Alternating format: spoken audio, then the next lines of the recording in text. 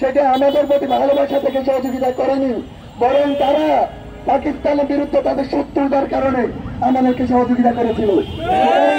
আমরা বলে দিতে চাই, বাংলার মানুষ 1971 রক্ত দিয়েছে, বাংলার ছাত্র সমাজ 2024 রক্ত দিয়েছে।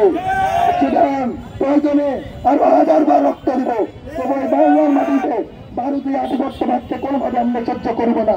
ধন্যবাদ সবাইকে।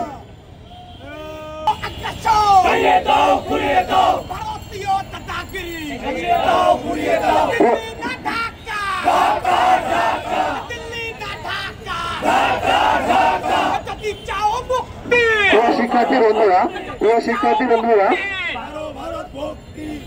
আমরা ভারতীয় আধিপত্যবাদ এবং আগ্রাসনের বিরুদ্ধে হাজারো বার রক্ত দিতে প্রস্তুত আছি।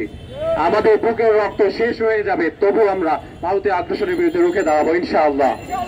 প্রিয় শিক্ষার্থী বন্ধুরা, এই পর্যায়ে আমাদের সামনে বক্তৃতা নিয়ে আসছেন সমাজ বিজ্ঞান বিভাগের মেধাবী শিক্ষার্থী মহিউদ্দিন।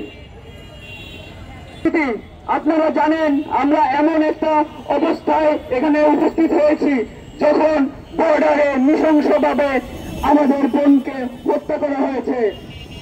এই যে আমাদের বোন স্বর্ণা দাসকে হত্যা করা হয়েছে, এইরকম বহু হত্যাকাণ্ড বর্ডারে ঘটেছে যেগুলো আন্তর্জাতিক মানবাধিকার আইনের পরিপন্থী।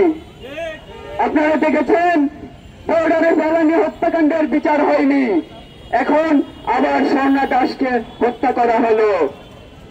আপনারা জানেন যে 2009 সালে যখন আওয়ামী ফ্যাসিস্ট রিজিম ক্ষমতায় আসে, ভারতের এই পুতুল সরকার তাদের ক্ষমতা পাকাপোক্ত করার জন্য, দিল্লির পুতুল সরকারকে বসানোর জন্য তারা কিন্তু বিডিআর হত্যাকাণ্ড ঘটিয়েছিল।